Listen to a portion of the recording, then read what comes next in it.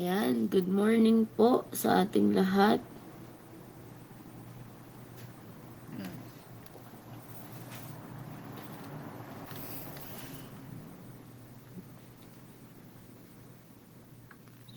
Wala pa din.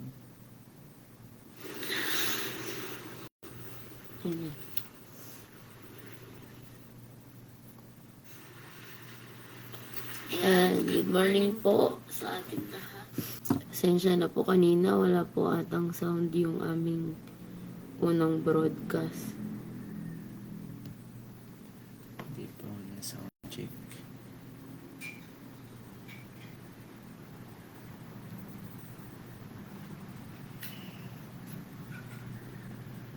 Ayan, so pinagpalang umaga po sa ating lahat. Hintayin lang po natin ang iba nating mga ka-daily live sharing. Huwag po natin kalimutang i-share, i-tag ang ating live po ngayong umaga. Salamat sa Panginoon sa panibagong araw na ipinagkaloob niya sa panibagong linggo na ibinigay niya sa atin.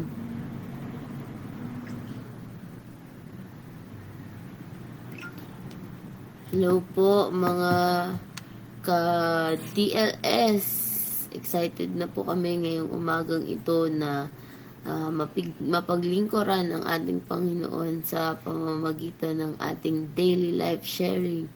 Tunay nga na ang Diyos ay kumikilos sa buhay ng bawat isa sa atin at ang pagpapala ng Diyos ay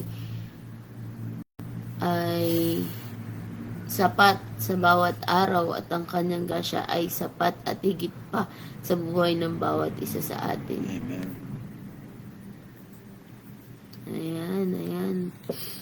Magandang umaga po, Tita Josephine, kay Tita Carol, at kay Tito Gerald, kasama si Tita Digna. Magandang umaga po sa inyong lahat. Tag na po natin ang ating mga ka-DLS, ang ating mga kamag-anak ngayong umaga. Josephine, kay Tita Carol.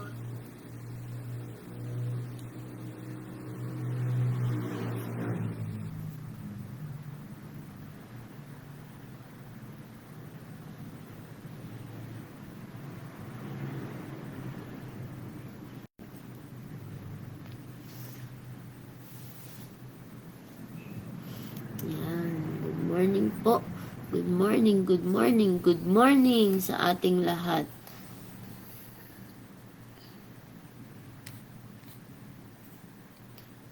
Ayan, salamat po sa Panginoon. Yan. Bago po tayo mag-Bible reading. Ayan. Good morning po kay Tita Emerald Tamayo. Ayan. Kamustahin naman po muna namin ang isa't isa. No? And brother, kamusta ba ang iyong linggo? Ang nakaraang linggo at nagdaang linggo sa piling ng Panginoon. Pinagpala. Good morning po sa inyong lahat. Talagang kumikilos ang Panginoon sa buhay nating lahat. So, may mga bagay po talaga na pinararating or pinapamanhik sa inyong puso ang mga Panginoon sa kanyang mga salita. At praise God, nung mga nakaraang araw ay talagang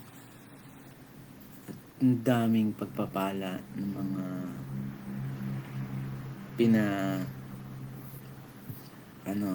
pinarating sa atin. Siyempre, nakasama ako sa pastor retreat, ay talagang dumaloy talaga yung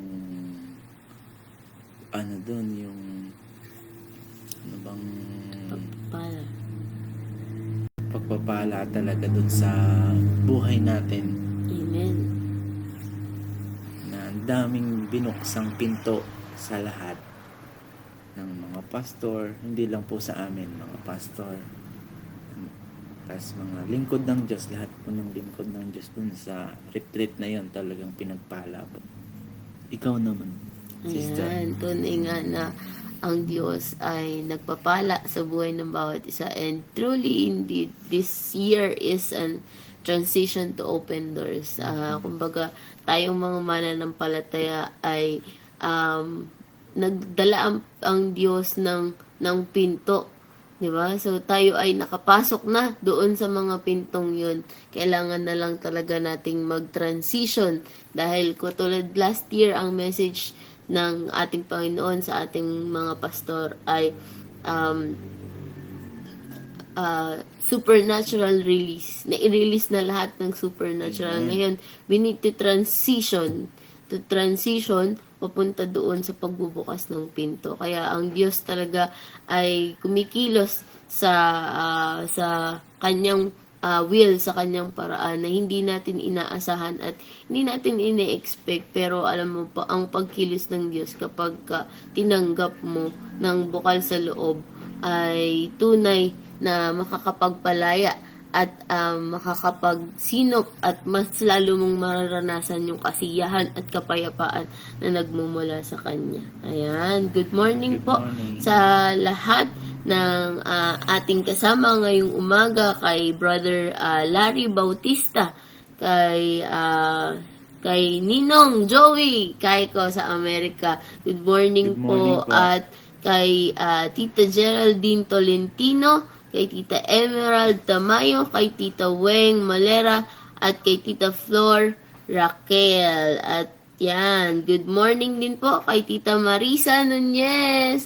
Ayan, so good morning po sa ating lahat. Sige po, good morning din po sa ating senior pastor na si Pastor Dong at si Pastora May. Good morning. Ayan, so maraming salamat po for the opportunity to serve the Lord with this show. At good morning din po kay Tita Shoni at kay Tita Estelita Lavore. Sige po, ngayong umaga atin po munang awitan ang ating Panginoon bago po tayo magbasa ng kanyang mga salita. And awitan po natin ang goodness of God.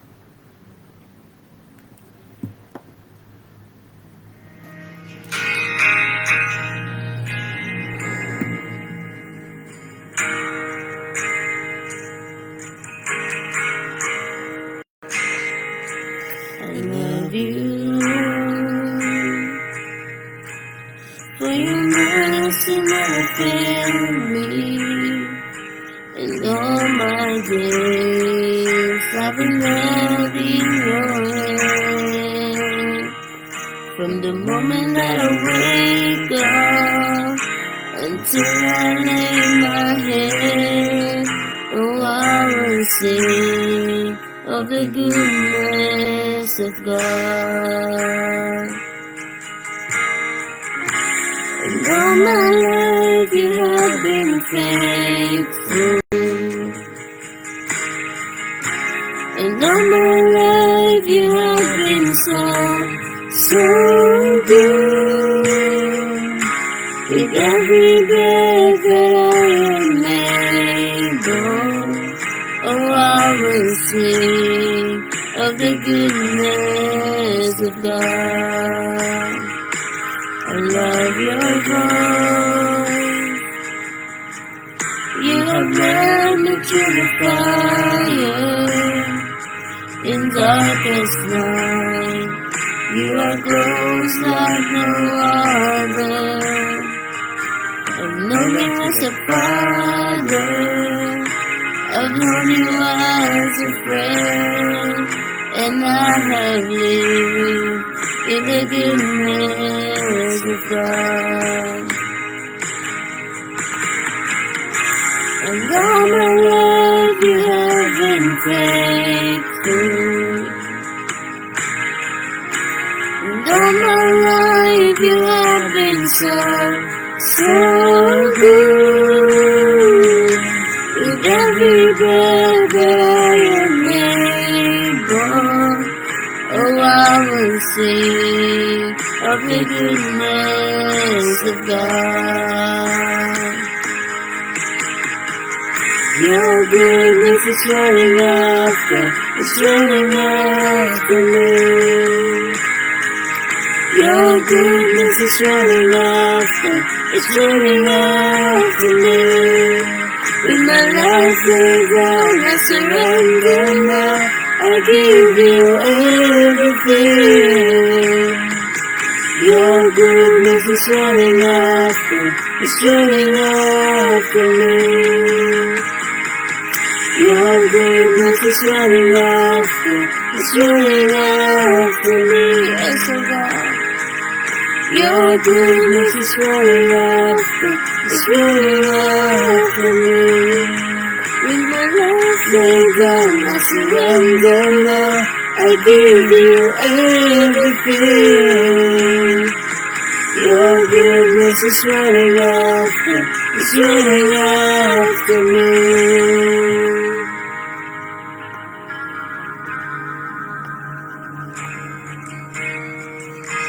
And all my life you have been faithful.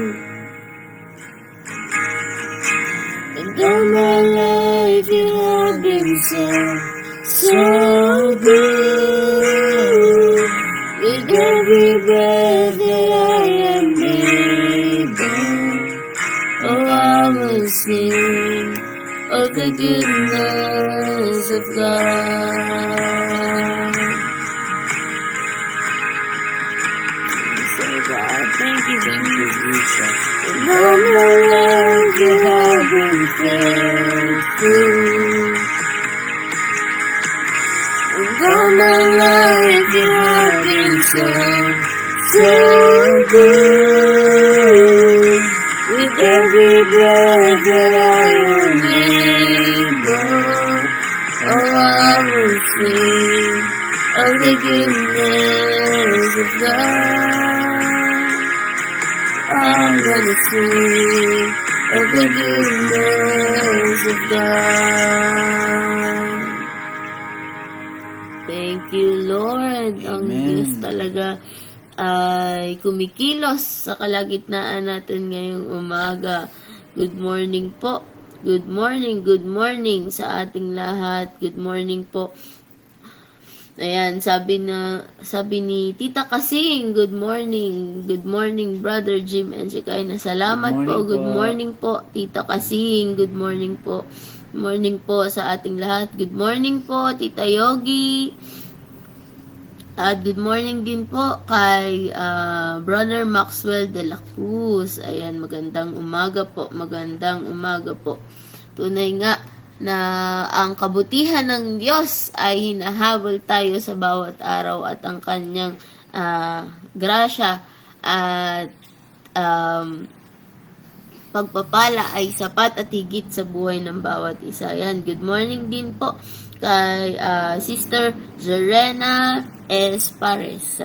Yan, good morning, po sa ating lahat. Good morning po Pastor Walter Faustino, good morning po sa ating lahat. Ayan, ngayon naman po, ang atin pong babasahin na mensahe ng Panginoon ay nagmula sa unang Timoteo, Kabanata 4 at Kabanata 5.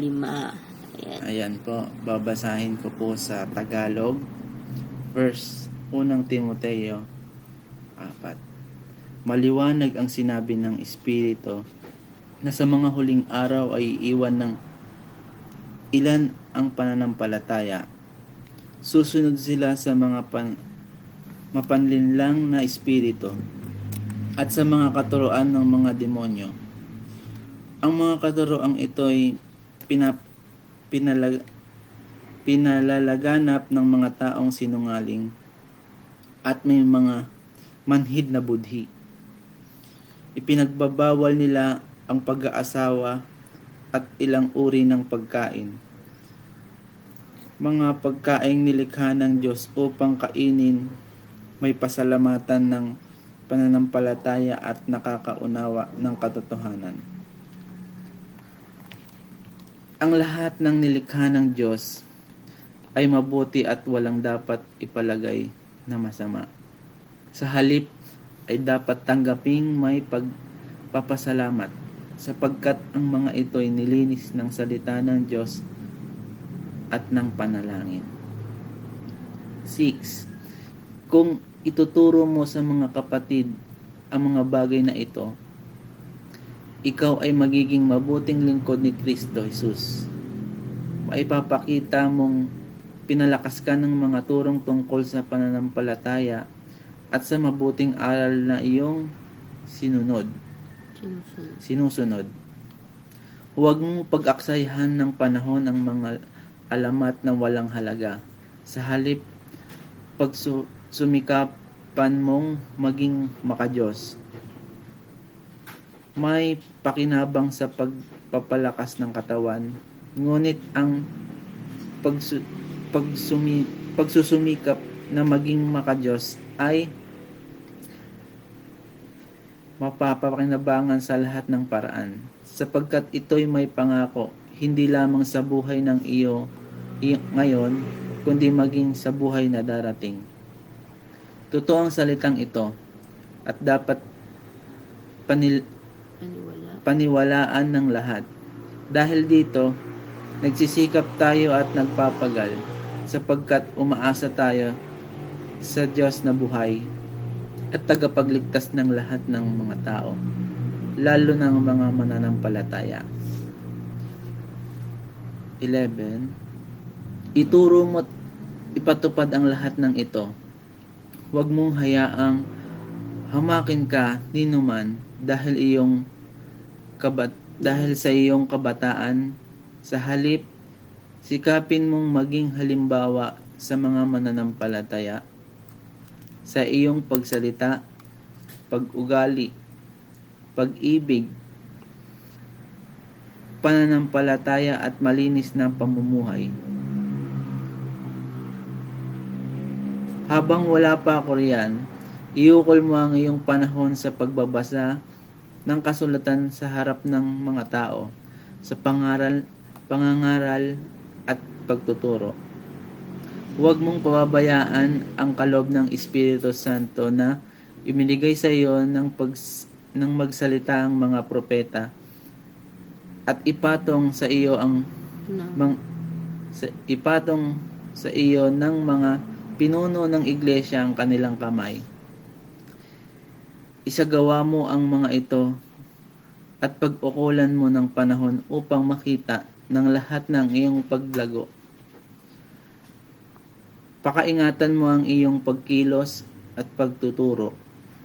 Patuloy mong gawin ang mga bagay na ito upang maligtas ka, pati na ang mga nakikinig sa iyo.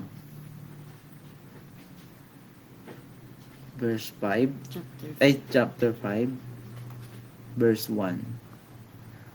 Huwag mong pagsasalitaan ng marahas ang lalaking nakatatanda sa iyo, kundi paalalahanan mo siya na parang sarili mong anak.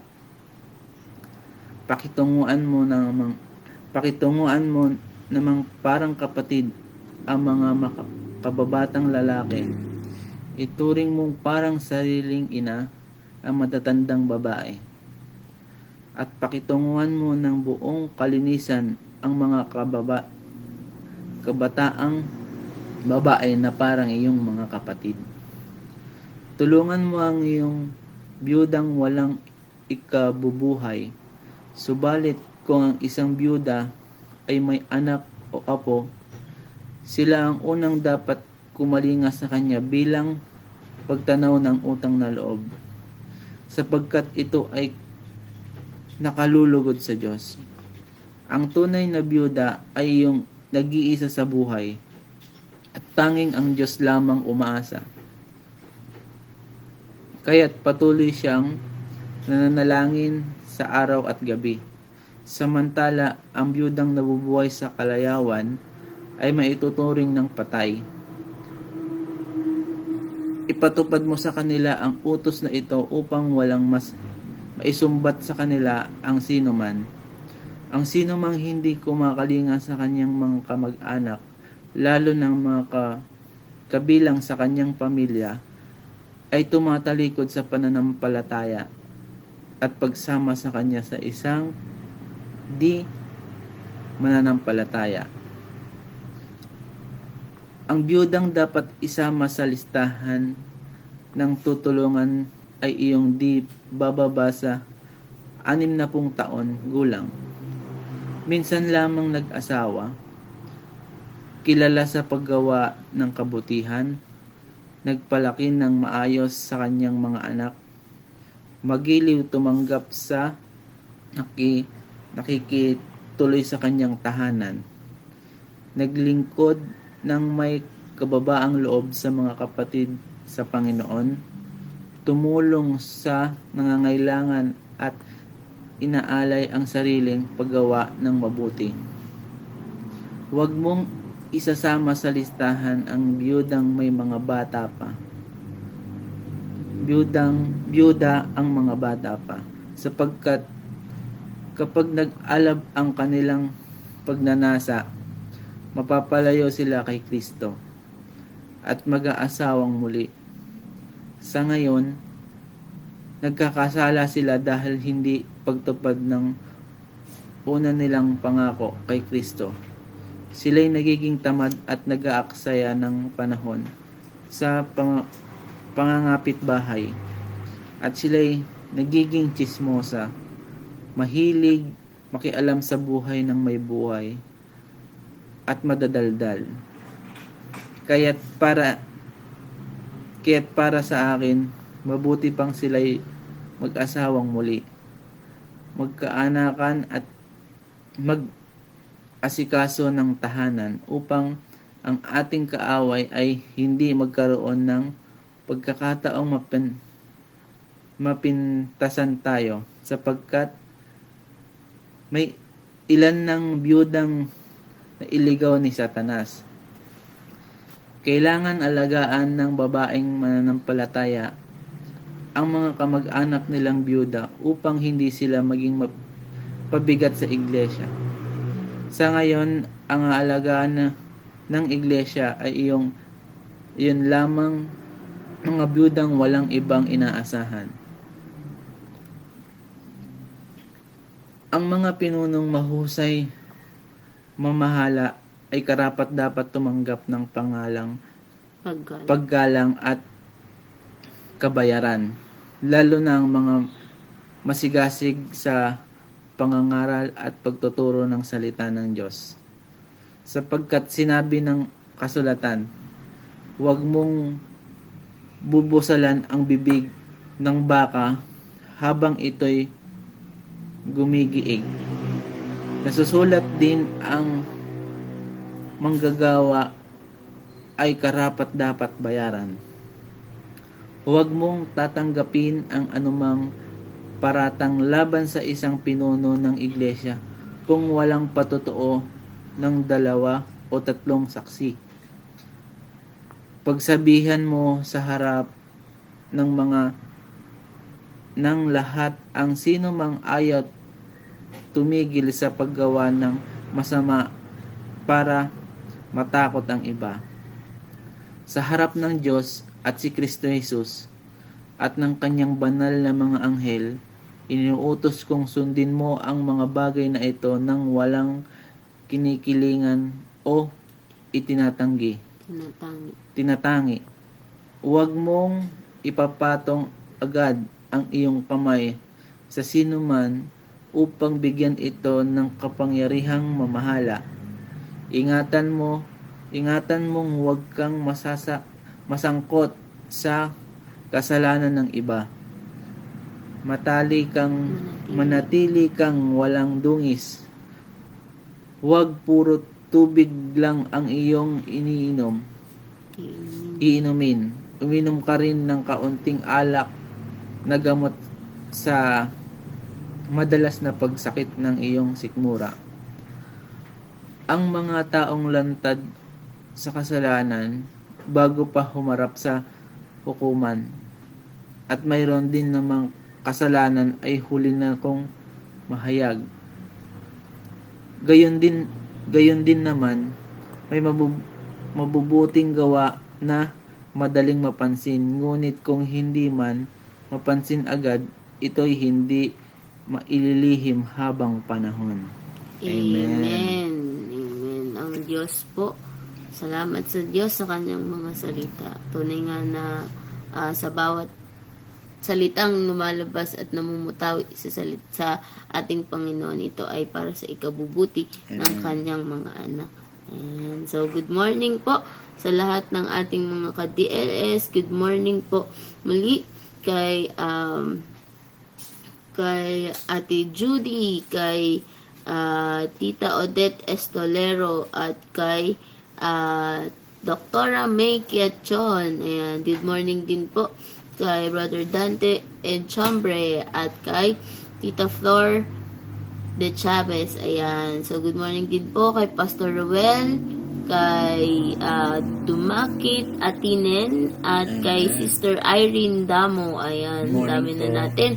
At kay Tita Anacleta Torres, good morning po sa ating lahat. Good morning po kay Kuya Clefton Manila at kay Tita Fermina Kasem. Good morning po sa ating lahat. Good morning Kuya Rolly Paye at kay Sister Joanne.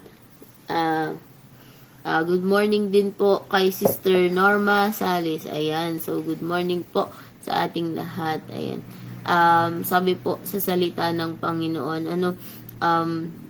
by the way, nung isinulat po ito ni Paul kay Timothy, si Paul po ay isang kabataan. Ayan. Kaya ang kanyang mga isinulat ay yung mga utos o dapat gawin ng isang kabataang naglilingkod, ayan, o namamahala ng isang simbahan, kung saan ang patungkol niya sa unang part po ng binasa natin ay patungkol po sa mas mga nakakatanda sa kanya, 'di ba po? Kung paano siya makitungo bilang isang kabataang lingkod ng Diyos patungo doon sa mga mas nakakatanda sa kanya. Ayan. At ang sinabi po dito ni Apostle Paul ay kapag nagtuturo siya ng mga mabubuting gawa, ay maipapakita talaga ni Paul na kahit kabataan siya ay siya ay mabuting lingkod ng Diyos sa pamamagitan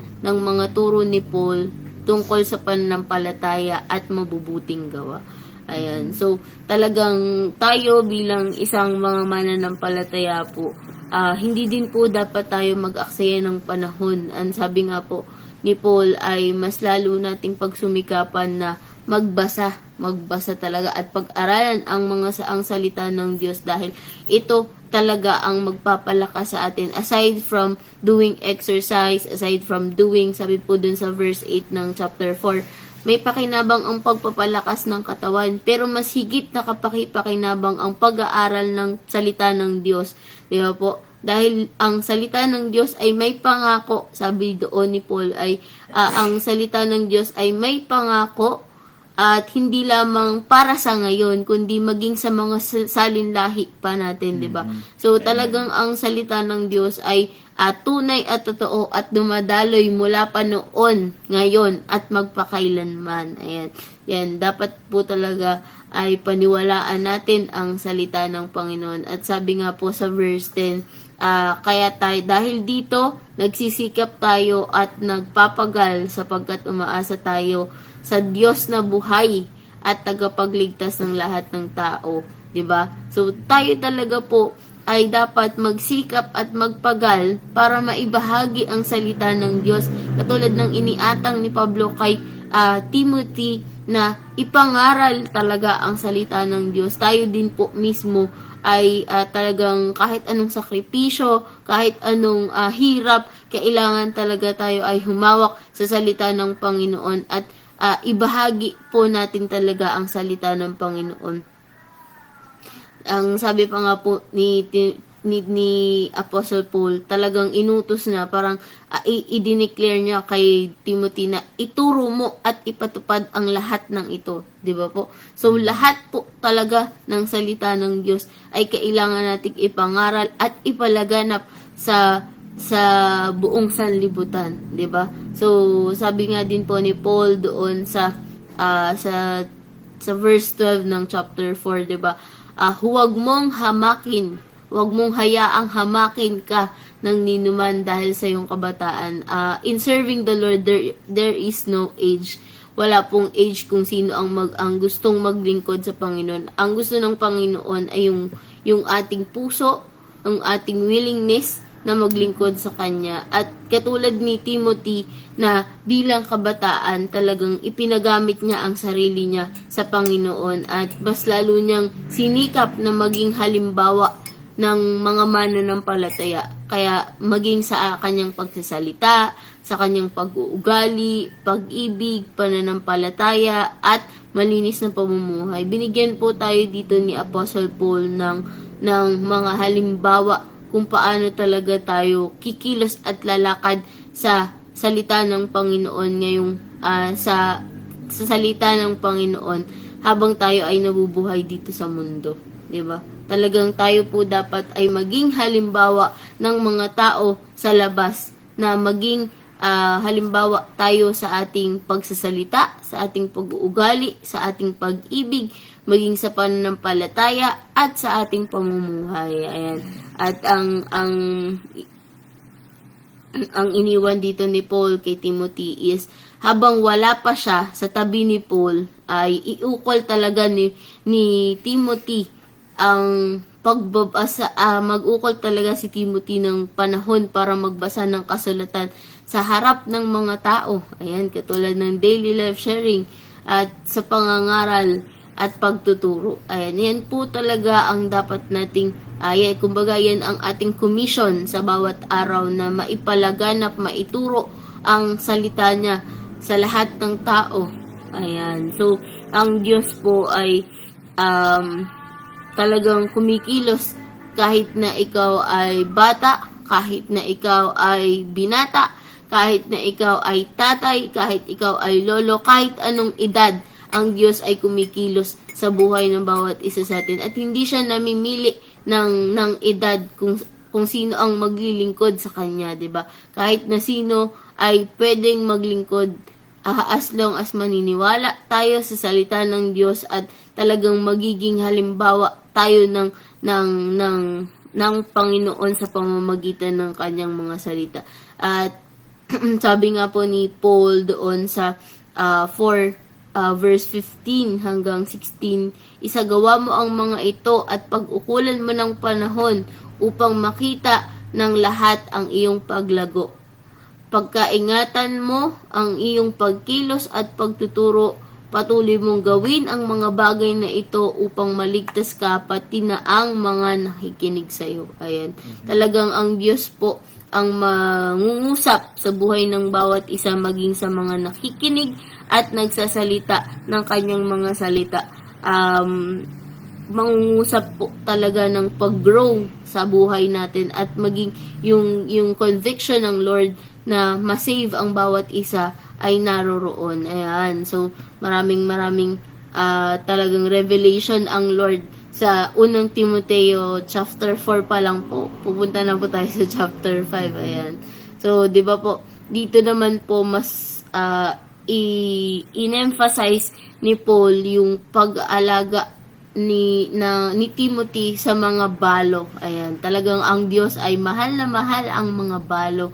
At sinabi din po dito ni Paul kung paano makikitungo si Timothy sa mga nakakatanda, nakakabatang mga lalaki, nakakatandang babae, at nakababatang babae. Ayan, sabi nga po dito sa English, do not sharply rebuke an older man, but rather appeal to him as a father, to the younger man as a brother, and to the older women as mothers, and the younger women as sisters in all purity. Ayan. So, di ba po, sabi niya, ang mga mas nakakatandang lalaki ay ating ituring bilang atin ding tatay, at ang mga mas nakababatang babae ay lalaki ay ituring natin na bilang kapatid, maging sa nakababatang babae, at sa mga nakakatandang babae naman ay ituring natin bilang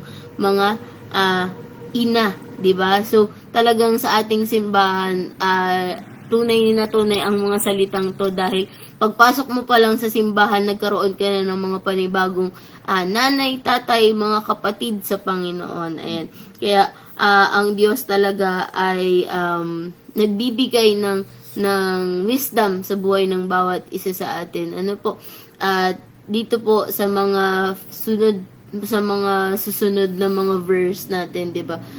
Inilagay ni Paul yung standard ng pagtulong ni Timothy sa mga balo, na may mga balo po kasing mga bata, may mga balong matatanda, at may mga balo um, na ang pagkilos ay naaayon sa salita ng Panginoon. Kaya ang sinabi dito ni Paul ay ang tulungan ay yung mga balo na ang sandigan ay ang Diyos na lamang, o ang kanilang pinagkakatiwalaan ay ang Diyos na lamang. Talagang mahal na mahal ng Diyos talaga ang mga balo.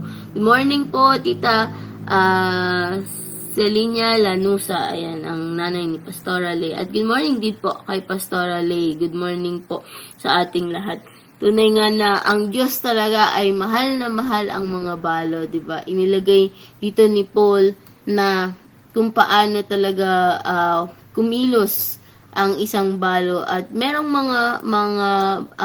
mga standard na isinet si Paul kung paano matutulungan ni Timothy ang mga balo, kasi syempre isa nga siyang kabataan, 'di ba? Medyo mahirap naman na sa isa kanyang simbahan, kung may balo ay hindi niya alam kung paano pakikitunguan ang mga ito, 'di ba? Pero the Lord give Paul the wisdom na ituro din kay Timothy yung kung paano talagang pakisamahan o pakitunguhan ang mga balo.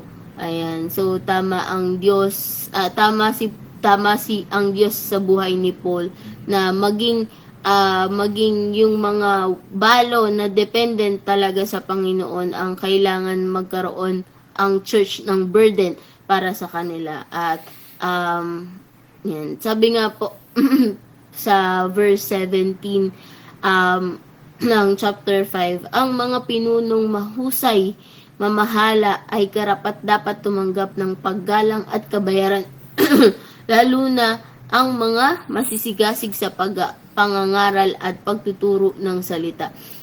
Sapagkat sinasabi sa kasulatan, huwag mong bubusalan ang bibig ng baka habang ito'y gumigiik. Yung gumigiik po, yun yung parang nagsasalita, yan, sumisigaw, yan.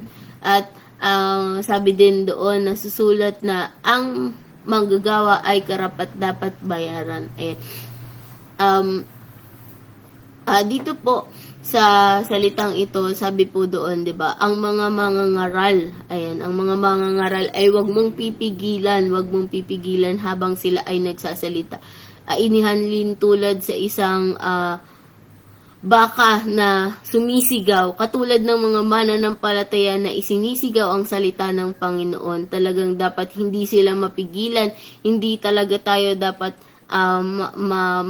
mapatigil ng kahit anong sirkumstansya sa pagsigaw ng salita ng Panginoon. And sabi po dito, deliver are worthy of His wages. At alam niyo po, ang wages na ito ay ang Diyos ang magbibigay sa atin. Ang mga wages na ito ay ang Diyos ang magbabalik, dahil naniniwala ako na ang mata ng Diyos ay hindi nakasarado, at ang mata ng Diyos ay laging bukas para sa kanyang mga lingkod. Kaya our work will never be in vain. Ayan, walang paglilingkod sa Panginoon na nasayang, dahil ang Diyos talaga ay mahal ang kanyang mga anak at ang kanyang mga lingkod.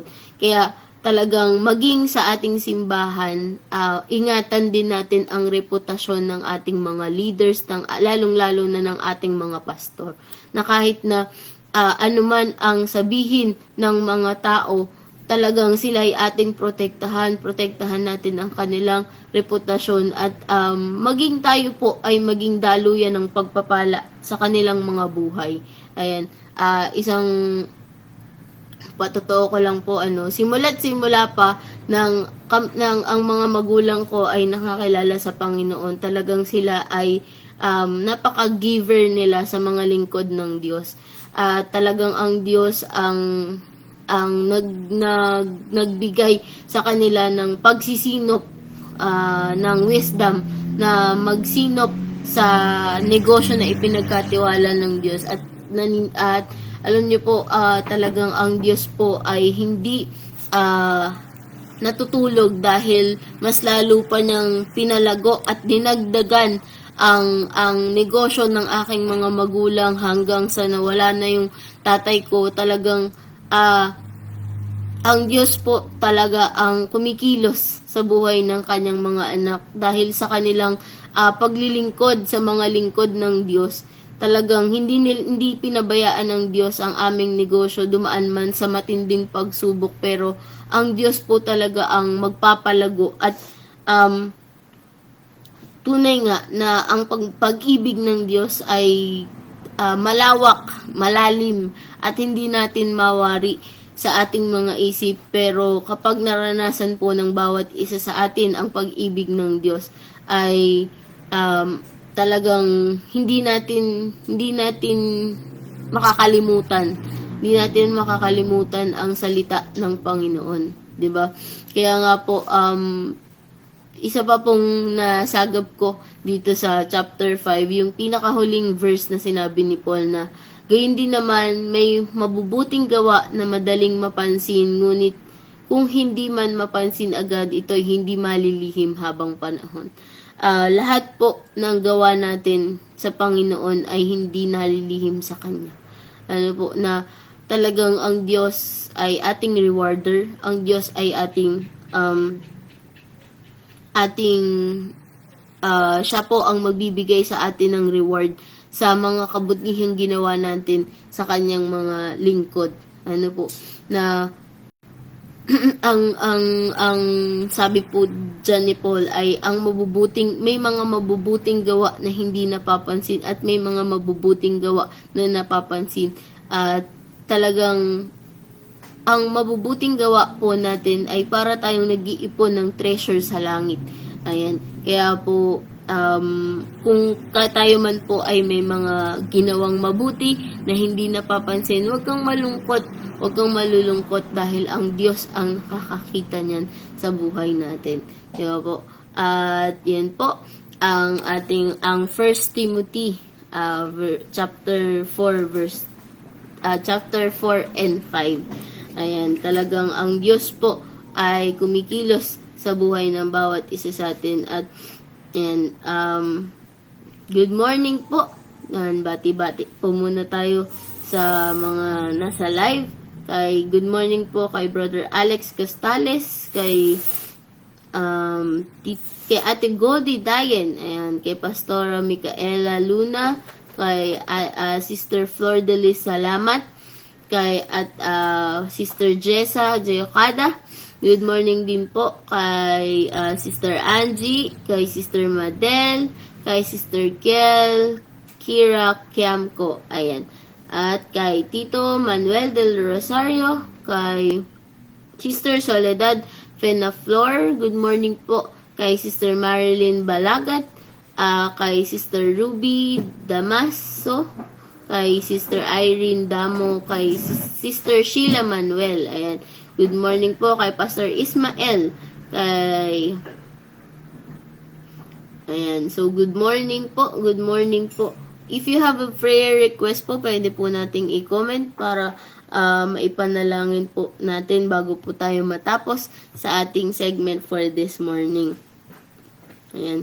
So, good morning din po kay Sister Novely Medrano at kay Sister Joji Castaneda at kay Sister Odette Estolero. Good morning po. Nawa ay napagpala po kayo sa ating sharing for this morning. Tunay nga na in every word that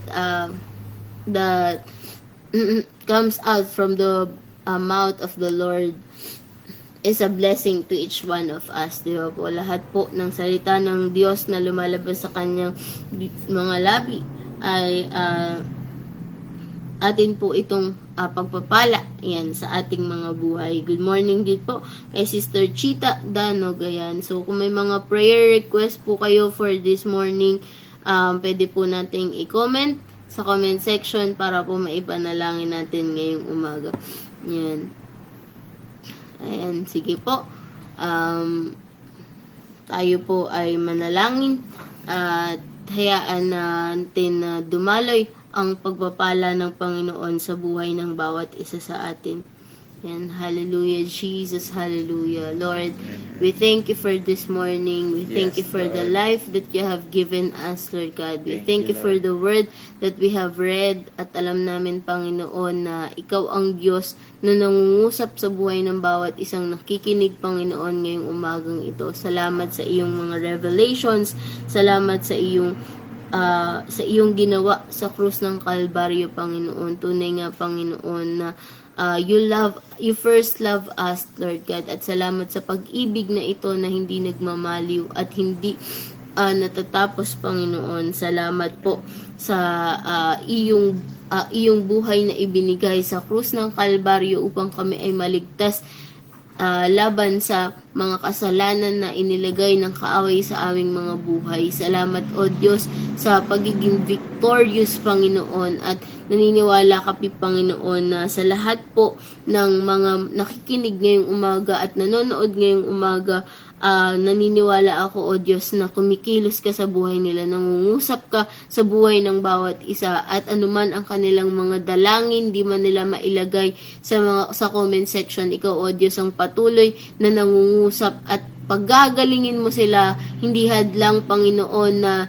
camera lang ang namamagitan sa amin, Panginoon. Naniniwala ako, Panginoon, na ang kapangyarihan mo ay dumadaloy mula sa amin, Panginoon, papunta sa mga nakikinig, Panginoon. At salamat, O Diyos, sa prayer request ni Tita Yolanda Hiyaw. Salamat sa kagalingan ng kanyang apo na si Carl Liam Gigangko na 9 years old na nakakaranas ng dengue, Panginoon. Lord, kung paano mo ako pinagaling nung naranasan ko ang sakit na ito, Yes, ganun Lord. din ang Thank you, ipaparanas mo, Panginoon, sa batang ito na si Carl Liam, Panginoon. Naniniwala ako, O Diyos, na ikaw ang magbibigay ng kalakasan, magre-replenish ng kalakasan sa kanya, Panginoon. Salamat, O Diyos, sa buhay ng batang ito na makikilala ka, Panginoon, na sa kanyang paglaki, makikilala ka niya bilang isang Diyos na tagapagligtas na nagpapagaling, Panginoon, at ikaw ay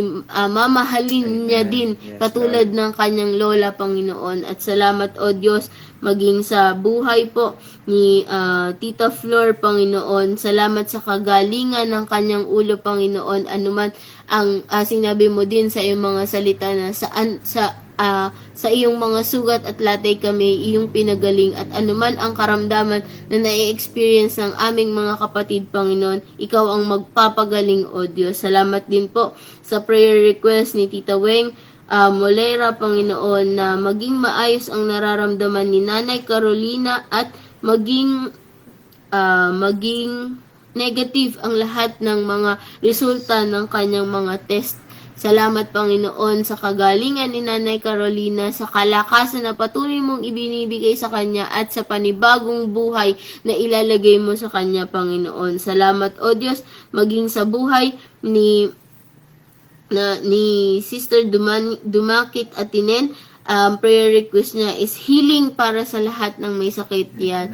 Thank you, Lord. Thank you, Jesus, for the healing of each one na may karamdaman. Naniniwala kami, Panginoon, na ang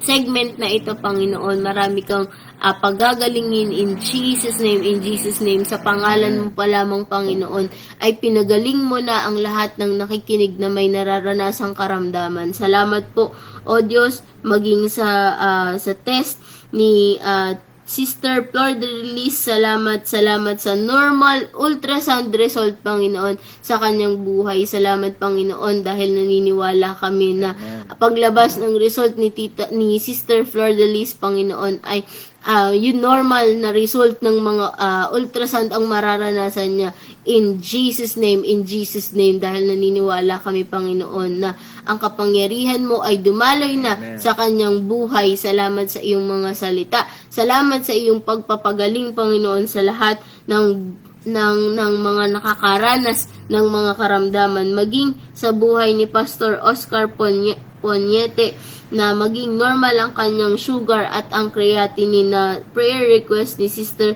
Jorena Espare. Salamat, Panginoon, sa healing na dadaloy mula sa iyo, Panginoon. Salamat sa iyong iyong kabutihang loob, Panginoon, na inilagay mo sa buhay naming mag-asawa na dadaloy sa lahat ng mga makikinig at naniniwala kami, Panginoon. There are miracles upon miracles sa buhay ng mga nanonood ngayong umagang ito, Panginoon. At sa mga makakanood pa ng replay, Panginoon, patuloy mong iparanas sa buhay ng bawat isang makikinig ang kapangyarihan mo, Panginoon, ang iyong extra and supernatural blessing, Panginoon, sa buhay ng bawat isa. Maraming salamat po, Panginoon, at naniniwala kami na ang buhay mo, Panginoon, mula sa krus ng Kalbaryo ay dadaloy sa buhay ng bawat isa, Panginoon, and we will share your gospel, Panginoon, dahil ikaw and you are Jesus is for everyone. Salamat, Panginoon, sa pag-ibig mo,